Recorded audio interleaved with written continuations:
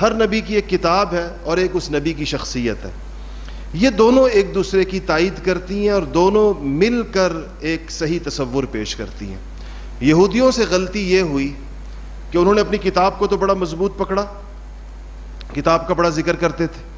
تورات کے اوپر بڑا فخر کرتے تھے، اسی لیے آج تورات یہودیوں کے اندر زیادہ زندہ ہے بنسبت عیسائیوں میں انجیل کے.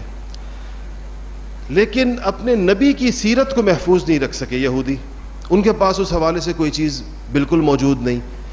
تو اب جب کتاب تھی لیکن نبی کی سیرت نہیں یا نبی کی زندگی نہیں تھی، تو آپ یہودی علماء اور یہودی مذہبی طبقے کو دیکھیں گے کہ ان کی زندگیاں کتاب کی موشگافیوں میں ہی گزر گئی. کتاب کی غلط تعویل، کتاب کی غلط تشریح، کتاب کے احکامات کو دائیں بائیں کرنا، اس میں یہود کی علماء یہود کی خاص طور پر ان کی زندگیاں دیکھیں تو اس میں عیسائیوں نے اس کے الٹا کام کیا، اور وہ یہ کیا کہ عیسیٰ علیہ السلام کی شخصیت کے ساتھ تو جڑ گئے، کتاب چھوڑ دی. جب کتاب چھوڑی تو عیسیٰ علیہ السلام کو یہاں تک بڑھایا کہ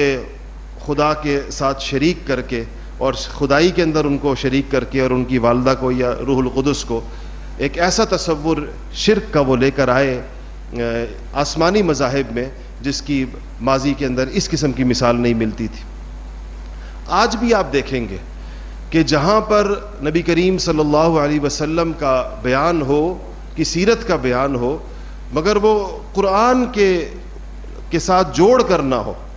اور قرآن کو اس کی تشریح بنا کر نہ ہو. اما عائشہ رضی اللہ تعالی عنہا سے حضور اکرم صلی اللہ علیہ وسلم کے اخلاق پوچھے گئے کہ اما حضور کے کیسے اخلاق تھے جو اللہ پاک نے ان کو عظیم کہا، تو کہا کان خلقہ القرآن، کہا کہ ان کے اخلاق جو تھے وہ تو قرآن تھا. یعنی قرآن حضور اکرم صلی اللہ علیہ وسلم کے اخلاق کا سب سے بڑا بیان ہے، سب سے بڑا ترجمان ہے. اس لیے مسلمانوں میں جو ایک معتدل اور ایک مبنی بر حق مزاج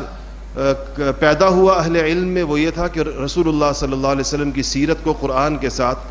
جوڑ کر اور قرآن کی روشنی میں اور آپ کے اپنے مستند اقوال کی روشنی میں اس کو بیان کیا گیا، لکھا گیا، محفوظ رکھا گیا، اور آج ہمارے پاس الحمدللہ اس حوالے سے بڑی مستند چیزیں موجود ہیں.